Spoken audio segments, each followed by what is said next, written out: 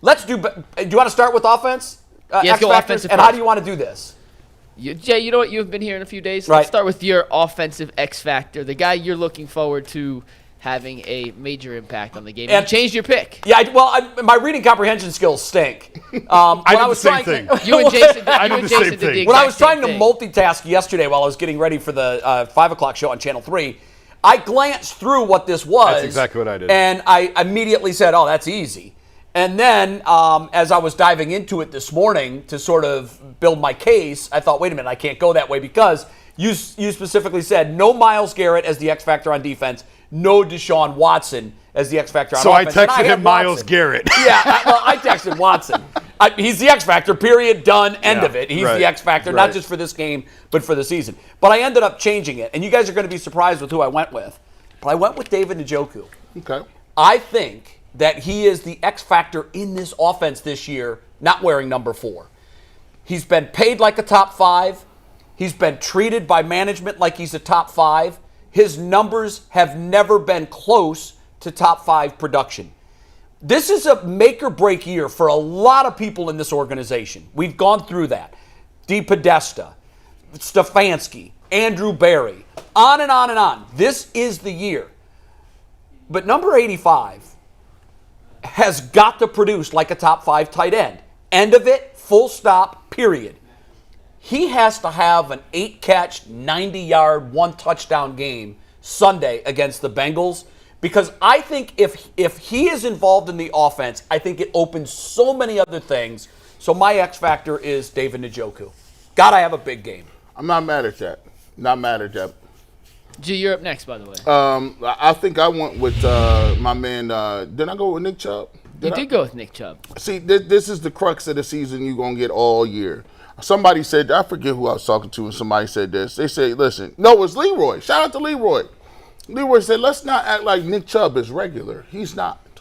That is a poison that if you let get a hold of you on your defensive front, he can kill you by himself. You can lose to the Browns just because Nick Chubb was Nick Chubb that day. Never lose fact in sight of that. So now the crux of the position that you want to put defenses in every single game is, do you want 2 high safeties? Because you don't want Deshaun Watson throwing this football to guys that are route precision guys. Marquise Goodwin's the speed demon is back himself. I won't call him a demon. It's the speed angel. We'll do that. I'm trying to work on myself. We don't call him that. He's a good person. He's definitely closer to an angel. Yes, he's a solid human being. You can't catch him. And now we got a joke underneath. So now we want to say, is it 2 high safety? Or are you going to put 6, 7, 8 guys in the box? Which one are you going to pick? Because you can't do both at the same time. Isn't Watson going to make teams make that decision? Aren't they going to make him beat them with his arm before they start respecting that? That's the way I would do it. Right. I would say, well, who's the more solid? Who have I seen more from lately? Nick Chubb, I've seen him destroy teams and game plans. So guess what? Now Deshaun Watson, if he's back, that's one-on-one coverage. You got to eat on that. So that's the crux. And if he starts doing that, now our conundrum is there for the other team. All right. Jason? I think we know who Nick Chubb is. I think we know what Nick Chubb does. I think we know what Njoku is. I don't think this is the biggest season of his career because I think he is who he is. He's had 6 years in the league. We know what he is. My X factor is Elijah Moore because we don't know what he is in this offense. And I'm going to talk out both sides of my mouth for a minute because I kind of rolled my eyes a little bit. I think Moore's been overhyped at times this preseason, but I do concede that he's going to play a pivotal role in what they do. Especially, I think he's that speed factor that they haven't had before. And we're not sure with Marquise Goodwin how much he's actually going to be on the field, how much he's really going to contribute. Do we have any hint, by the way? No, he was in the locker room briefly yesterday, and I wanted to get over to him, and then I couldn't. He was gone by the time I got over to him. But we know Elijah Moore is going to be on the field, and we know he's got the speed. I think he fits a little bit better. One of the things that the Browns felt like last year with the receiving core, Deshaun's a guy, when a play breaks down, he's going to freelance a little bit, and he's going to try and make something happen, and you need receivers who can adjust to that. Right. And they don't really have a guy who could really adjust to that. I think Moore might be able to be that guy who can break off his route and come back to the ball, just get open, and it's a little bit of street ball at that point, and just get open and make a play. And I think Moore has that capability. So for me, X factor to me is you're not really sure what you're going to get. And that's See, I didn't look at the X factor that way. Everybody's I mean, got their. to me, it seems like you looked at it as the X being a question mark. Like, this could be really, really good and push you over the yeah, top. I'm looking at the pivotal player to make everything go, Yeah. not named Deshaun Watson. You see, I agree with what you say about he's got the biggest question mark over his head. Yeah. We don't know what he is and what he can do. Right. Guys, we all picked 4 different people. I was thinking like Jason, that is a guy you don't have expectations for, but I think there are expectations for Elijah Moore, but there is a question mark with him, right? I picked a guy who's very important, but also has a massive question mark, probably the biggest on the entire offense, and that's Jedrick Wills. Wow. He's my X factor, because think about this. The most underrated unit in this game, in my opinion, is the Bengals' defensive line. The Bengals' defensive line gets no publicity. And they're quietly very good. Because they don't have, like, sexy guys on there. Yeah. But Trey Hendrickson is top 10 pass rusher. DJ Reader is a top 5 run stopper. B.J. Hill, their other starting D tackle, is a good, solid player. And Sam Hubbard, their other starting defensive end, is a very good player. Plus, they have good depth at both defensive tackle and defensive end, and they rotate guys in. They use it, yeah. Trey Hendrickson is probably the best pass rusher in football that gets no conversation. Nobody talks about him at all. And he's going to be going up against Jedrick Wills. Jedrick is the biggest question mark on the Browns' offense. If Jedrick holds up against Trey Hendrickson and there's no pressure on Watson, the offense should be great for the Browns. Yeah, but you if he convinced has a me. bad No, day yeah, you and convinced me. Hendrickson goes crazy, Because if he has a bad day, Watson's scrambling and has no time, and Right. that could lead to bad stuff. that's right. Yeah. And so I got him as So, everybody's a good choice. I think Nick Chubb's too big a star for me, too big of a proven thing. I have Njoku in 2 fantasy leagues, so I need him to. Oh, wow. So, you believe then that he's going to step up this year? I think he's going to have his best year. I don't think he's ever going to be at Top Travis 5. Kelce or even George Kittle or those I guys. don't need him to be Travis but Kelce. I think he could be just around 5 or 6. And I drafted Elijah Moore higher than he should I have did probably take him won. in the 11th round in my I league took last him night. way high because here's the You thing. took him way higher in the 11th round. than Yeah, I think it was like 8 or something. I took him, but I think he has. If they're gonna talk about him that much, I gotta be about it. The only person we heard about all off season was this guy. All I'll say is the guy who got talked about the most this preseason was Jahmyr Gibbs of the Lions. They barely gave him the ball yesterday. I don't know what the I heck know, they're It was doing. ridiculous. But he looked good when Oh he my touched God! the When ball. he got the ball, he looked like I Tyreek kept Hill. screaming to Dan Campbell, Yeah. did you forget you have this guy? Because David Montgomery's such a plotter. I know, but he looked good too. Yeah, but he's. But you know what? Their offensive line was a machine last it was, night, and especially at the end of the game. I had every belief that offensive line was going to be the difference in the game for them And it as was it went at on. the end. McNuggets, you listening All right. to the Cleveland Lions, the radio network. Oh my God! Take it down a notch. I just said we're doing 60 defensive X Let's do factors next. defensive, but let's go around the horn the other way. Bull, you start Defensive here. X factors. I do you can't got? remember who my defensive X factor. Well, throw his graphic up. Who does he have? Well, we didn't make special graphics this much. No, Make sure we I got have my graphics text. for people. I So got let's my have text. Bull Hold pull up on. his text here. Bull, your defensive X factor was a guy we talked about earlier, Denzel Ward. Oh yeah. okay.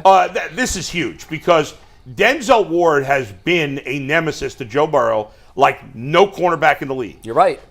Denzel Ward is a top, last year he didn't play great, but overall in his career, I'd say right now I look at him as like the 8th to 12th best cornerback in the league, right? But at times he looks like a top 5 guy, and I still think he can get there, and maybe this is the year. When he plays against Joe Burrow, they knew each other in college, obviously. Were they at Ohio State at the same time? I believe so. I think they were. I don't know that for sure, but I wondered that last night when I was thinking about this. Yeah.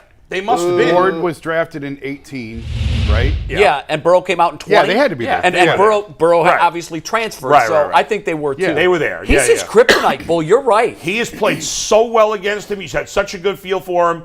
Jamar Chase has had one good game against the Browns, and that was the game the Bengals won last year. I think it's a huge deal if Denzel Ward can't play. I think he's going to play. I think we're all in agreement there. If he can't play, it's a big deal. Not that the Browns' other corners aren't good, but when you have 3 really good receivers, and like it takes a special player to slow down Jamar Chase because he's as good, if not better, than any wide receiver in the game. He's fast, he's tall, he runs good, he does everything well. Denzel Ward has played well against him, and Denzel Ward, for whatever reason, I'm telling you, I've watched every game that Joe Burrow has played, and I've never seen a corner play better against him than Denzel Ward. End of conversation. He has his number. Yeah. I like that. I'm kind of in the same vein. I went with Martin Emerson. Well, initially I went with Miles until I reread the instructions. And then I texted Mikey this morning and said, give me Martin Emerson, because I've been on the Emerson train all summer long. I think he's going to have a huge year. I think this is his coming out party in terms of the rest of the league figuring out who this guy is and what he does. And there is still a little bit of question with Denzel whether or not he goes. There's question about Juan Thornhill whether or not he goes. That puts even more pressure to me on Martin Emerson with the Bengals receivers. I love his size. I love his length. I love his physical tenacity, the way that he gets up in guys. I think this guy was a steal where they took him, and I think he's going to be a star in this league. So for me, Martin Emerson's the X factor for the You're not Bengals. alone, by the way, on thinking he's going to be a star. Yeah. There are a lot of guys around the country that look at him and say he's going to be the guy. And some of his analytics from last year were off the charts and how Such good he as? was. I'd have to go back and look. I remember looking at the end of last season. Newsome wasn't as bad as we thought he was, and Martin Emerson was even better. But I'll pull him up and look. I'll find him. G? Well, see, look, man, look. This is funny. This was funny because look, you guys are in the right continent, but not in the right state. I went with Greg Newsome. We go with This Greg. was not planned. No, This this wasn't was planned. completely This was- unplanned. and Jason had to, usually I have one-liners, but this one-liner is fire. He's like, Picks isn't that's just not his thing. Picks just ain't his thing. Like, and I'm like, dang, that's crazy. Like, I'll be at home looking at the ceiling like, bro, you failed, bro. You missed that one, dog. That was fire. Like, Greg Newsome, we waiting. You get a pick any day. Tomorrow, next week, Saturday against your little cousin, I'll take any picks that you bring to the table and we will count them on the tally sheet. But now, Greg Newsome, see, I know what Ward can do. Ward didn't pick the ball off and took it to the crib. He's been in the game. He's a $100 million man. Martin Emerson, we know he came in and was like, no, that's me. Like, I feel like I'm the best corner. Like, he ain't never gave it. Martin Emerson be practicing. Like usually when you good and you like, hey, we got Denzel over there, you starting. No, he'd be like, no, I'm practicing because I'm that competitive. Greg Newsome, he had the guys that was rumbling about whether you want to play inside or outside. You're going to have a true bona fide receiver, Tyler Boyd, that is going to be a professional. He can run all the routes. You know, they may mix you in on the outside or the inside. You are the guy. If I'm looking at Martin Emerson and Jamar Chase, and I got I got Denzel Ward, and I got Martin Emerson, who is the guy you going at? All of us was, if I'm the quarterback, I'm looking right over at zero. That's an easy battle because I'm going to keep testing him all. If it's 3rd and 7, Greg Newsome, we're looking your way. Not to say that you're a bad player, not to say that you can't make a play. You've identified him, and many have, as the weakest link. They've identified you as a solid player, and Picks just not your thing, as we see yet. Maybe you get some knockdowns or something, but that's the guy that I need to be the X factor. Because if he plays well, they in trouble then. Because I know what the other two can do. That's now our secondary is elevated. I like your logic. I think you nailed it. I went with someone different. But by the way, Jay's right. Picks aren't his thing. I mean, it's funny because it sounds odd to say that about a guy who can make a living on picks. You can still be a very good defensive There's back. so many other things you can do, and he does them. Yeah. That can make you an effective corner. Picks would be nice because it's like if you're the cleanup hitter, I do need home runs. Right. I can't hear. Well, Chris Antonetti just said the Guardians don't need to hit home runs. So Yeah. They got Carlos Santana. Don't worry, he's on base though. And by the way, it was somewhat ironic that as NFL season was beginning last night, shortly after that game ended, the Guardian season officially ended. They blew a 2-1 lead. yeah, Another I thought it classe officially blow. ended when they lost to the Twins, but You know what? Then they won, and you thought, okay, yeah, they won the last game of the Twin Series, but I digress. It's interesting, but I don't think it's by any accident that I'm also going with a defensive back. Mine is Denzel Ward. But I like yours a lot. I like all of them. But guys, I think we're at this stage in this matchup where this is going to be the deciding factor in these games for a number of years. The Bengals wide receivers against the Browns defensive backs. And I know it's not a huge sample size, but so far, advantage Browns defensive backs. They have won these matchups with the quality of play that they've put on the field against what might be the best triumvirate of receivers in the NFL. Can anybody name a team that's got 3 better receivers? no. The only thing I'll say is I don't know how many times all three have played against the Browns. I don't either because I know there were might injuries. only be one or two I games. remember one of the games last year when the Browns said, well, we weren't Yeah. ready because they were playing Oh, we backup talked about wide that. receivers. We talked about that. So, and Crazy. oddly enough, Insane. that's the game that the Browns lost. Right. But when it has been the Browns defensive backs, and we know who they are, and they're healthy, against the Bengals wide receivers, advantage Browns defensive backs. I think that is what's going to decide Sunday's game. Who has the better day, the Bengals wide receivers or the Browns defensive backs? And because of that, I'm taking the ringleader of that group, the guy who has been the kryptonite to Joe Burrow's Superman, and that's Denzel Ward. And whether or not he saw him every day in practice and he has a tell with his eyes, or he's picked up something along the way that has allowed him to jump routes and to be effective against the guy that really is considered a top 3 quarterback in this league. So for the Browns to win, the Bengals defensive backs have to win that battle. By the way, Browns defensive the backs. Browns defensive backs Yeah. have to win that battle. And by the way, Yeah. we're going to talk about this later in the show, so don't go anywhere. I think the Jamar Chase comments, we can talk all we want to about players don't hear that, players don't listen to it. BS. They do. Players hear it. It motivates them, and I think Jamar Chase did the Browns a huge solid with his comments yesterday. We're going to talk about that literally in 1 second, but first, before